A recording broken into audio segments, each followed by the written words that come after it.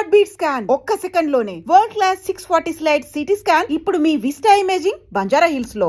అయితే అప్పుడు రామ్ చరణ్ గారి లాంచింగ్ ప్రాజెక్టు మీరు వెళ్ళి చిరంజీవి గారి దగ్గర రావట్లేదు సార్ వద్దు అని చెప్పినప్పుడు, వద్దు అని నేను అనలేదు. నాతో వద్దు అని మీరు అన్నప్పుడు వద్దు అనేసి ఆయన రియాక్షన్ ఏంటి? ఏమంటారంటే చెప్పినప్పుడు లేదు నేను సారీ చేయలేను అని నేను చెప్పలే డైరెక్ట్. పరచుడు అంటే ఎవరితో ఓకే నేను చెప్పే ధైర్యం నాకు లేదు కదా. ఆయన వెళ్ళి చెప్పారు ఏదో మనవాడు వర్కౌట్ అవ్వట్లేదు ఏదో కరెక్ట్గాని.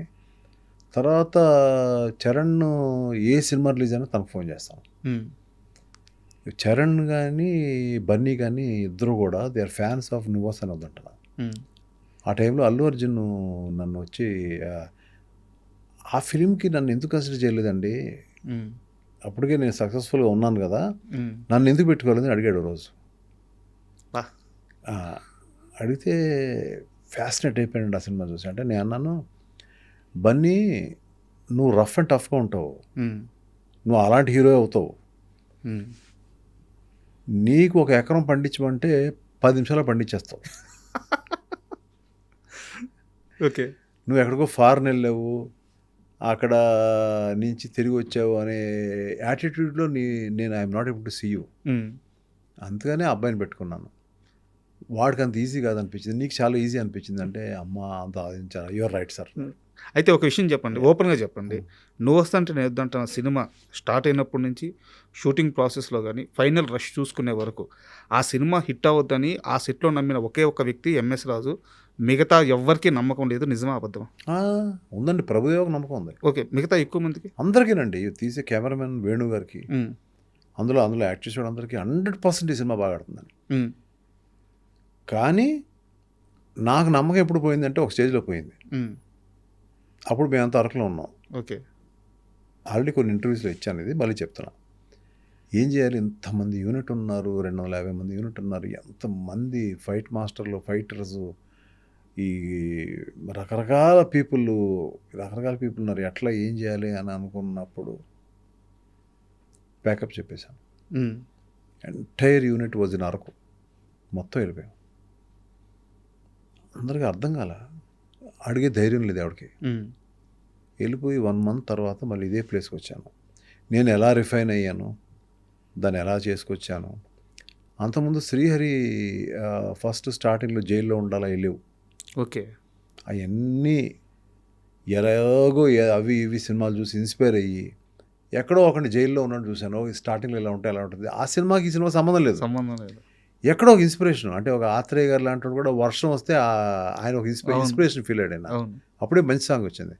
అలా రకరకాల ఫిల్మ్స్ చూసి ఓకే ఇది ఇలా ఉంటే బాగుంటుంది, ఇలా ఉంటే బాగుంటుంది, ఇలా ఉంటే బాగుంటుంది అన్నీ పెట్టిన తర్వాత మళ్ళీ ఆఖరిని దీని ఎండింగ్ ఎలా ఉండాలి, జైల్లోంచి బయటకు వస్తాడు, అప్పుడు వీళ్ళిద్దరికి మ్యారేజ్ అయిపోయి ఉంటుంది, కొన్ని ఏళ్ళు అయిపోద్ది కదా, వీళ్ళిద్దరు రిసీవ్ చేసుకుంటారు, అయిపోయింది ఏంటి కదా అంటే వీళ్ళిద్దరూ అన్నయ్య వచ్చే వరకు పెళ్లి చేసుకోకుండా ఉండిపోయారు.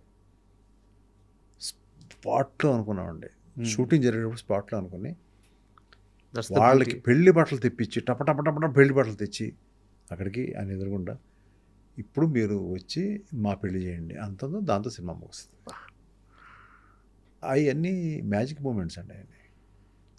అయితే ఇంకో విషయం చెప్పండి సార్, ఒక హీరోయిన్ డేట్లు అడిగితే ఏదో డైరీ చూసుకొని ఈ డేట్లకి ఉంటుంది చెప్పడం ఒకటి, లేదా నాకు కుదరదని చెప్పడం ఒకటి, డైరీ ప్రొడ్యూసర్ చేతికి ఇచ్చేసి మీకు ఎప్పుడు కావాలో మీరు రాసుకోండి, మీరు ఎప్పుడు పిలిస్తే అప్పుడు వస్తానని చెప్పడం అసలు ఎక్కడా జరగదు.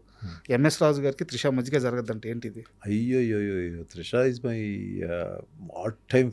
అసలు తను చూసుకున్నట్టు, తను నన్ను కేర్ తీసుకున్నట్టు, for her I'm like a God. అంటే ఒక వర్షం సక్సెస్ అనేది ఎందుకు పెట్టుకున్నాను అమ్మాయికి తెలియదు. అప్పుడు అమ్మాయి క్యారెక్టర్ కానీ ఫేస్ కానీ ఒక సినిమా కుదరక అర్జున్ అనే ఫిలిం పెట్టుకున్నారు. ఓకే, ఆ ఫేస్ కుదరలేదు. అంటే వాళ్ళకి ఒక వేరే కైండ్ ఆఫ్ ఫేస్ కావాలి. ఆ టైంలో అక్కడ ఉన్న ఫొటోసే కదా, అప్పుడు ఇవన్నీ లేవు, ల్యాప్టాప్లో లేవు కదా. ఆ ఫొటోస్ మహేష్ బాబు దగ్గర చూశాను. ఏంటి బాగుంది కదా బాబు అన్న, క్యారెక్టర్ సూట్ అవుతుంది అన్నారని డైరెక్టర్ గారు అన్నారు. ఓకే నేను పెట్టుకోవచ్చా అన్న, పెట్టుకోండి అన్నారు. అప్పుడు అమ్మాయి ఆ సినిమాలో లేను వాళ్ళిద్దరూ కలిసి ఒక్కటి చేశారు. లేను అనే ఒక డిజెక్షన్లో అమ్మాయి ఉన్నట్టుంది. ఓకే. నా నుంచి ఫోన్ రాగానే ఒక కేక. వెంటనే నేను మేము వస్తున్నామండి వచ్చేయమంటారా అంటే, లేదు లేదు నాకు వేరే పని ఉంది, సాంగ్ రికార్డింగ్స్ ఉన్నాయి, నేను అక్కడికి వస్తాను అని చెప్పి టపటపా నేను అక్కడికి వెళ్ళడం. వాళ్ళు ఫ్లాట్లు ఉన్నారు అప్పుడు వాళ్ళు. ఓకే.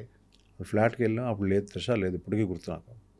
వాళ్ళ అమ్మ ఉంది, మాట్లాడుతున్నాను, ఉమ్మగారు అది ఇది అని మాట్లాడుతున్నాను.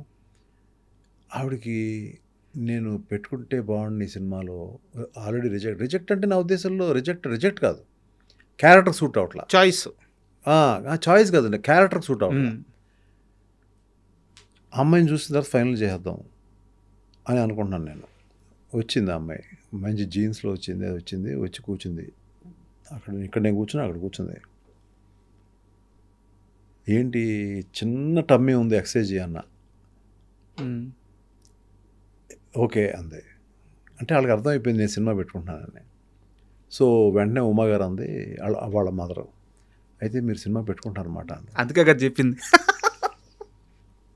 అంతే, ఇంక అక్కడి నుంచి అమ్మాయి వెనక్కి తిరిగి చూడలేదు, సార్ ఒక ప్రశ్న అడగలేదు. ఆ అమ్మాయికి ఎంత అభిమానం అంటే, నేనంటే ప్రాణం అమ్మాయికి. అక్కడి నుంచి ఎలా ఉంటుందంటే, ఇట్స్ లైక్ సీన్ చూడదు, నాకు ఏం వద్దు, it's an MS Raju film, నాకు స్పాట్లో ఇచ్చేయండి సీన్ అంతే, ముందెళ్ళి చదువుకోవడాలు ఏ ఉండదు. అది కాదండి, మీరు ఎవరి తమిళని నేర్చుకోండి, నో, స్పాట్కి వచ్చి నాకు చెప్పండి సీన్ అంతే. ఆ ప్రశ్న అడగను, ఏం అడగను, ఎక్కడ డ్యాన్స్ చేయమంటే చేస్తాను. 75 రోజులు వర్షం అండి, 75 రోజులు అమ్మాయి మీద వర్షం పడింది. అప్పుడు వర్షానికి వంశీ పైడిపల్లి నా దగ్గర ఆ సినిమాకి పనిచేశాడు. దానికి పనిచేస్తే అసోసియేట్ డైరెక్టర్గా పనిచేస్తే తను మొత్తం రెయిన్కి అంతా ఇచ్చారు సరే. ఓకే. అప్పుడు అమ్మాయి కొంచెం పక్కనేయండి అని అతను చెప్పేది అరిచివ్వండి గట్టిగా ఇక్కడి నుంచి. సో అట్లా అమ్మాయి కొన్ని సీక్వెన్సెస్ అయితే నా వల్ల కాదు ఏడ్చేది అమ్మాయి. నేను చెప్పాను కదా చాలా కష్టం ఉంటుంది, రైలు వెళ్తూ ఉంటుంది, దూకాలి అని చెప్పాను కదా నీకు. కళ్ళు నీళ్ళు పెట్టుకుంటే అట్లాగా వెళ్ళిపో, నీ ఇష్టం, నువ్వు వచ్చి అలా పట్టుకునేది లేదు, నేను చేస్తాను. అక్కడి నుంచి అమ్మాయి షీ బికేమ్ రియల్లీ క్లోజ్. అంటే మా ఇంట్లో ఫ్యామిలీ మెంబర్లాగా అయిపోయింది అమ్మాయి. సార్ తను అక్కడి నుంచి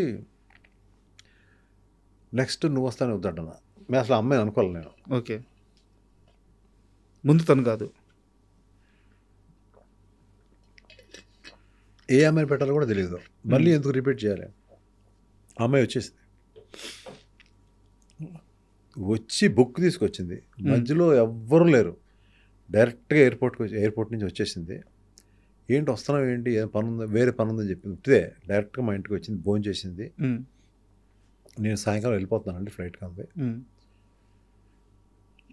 బుక్ తీసింది, ఎప్పుడు కావాలి చెప్పండి, నేను ఇక్కడ డిసైడ్ చేయలేదు కదమ్మా, అందులో రాసుకోవాలి చెప్పండి. That was the first experience one heroine or hero has asked me. That is the respect I have.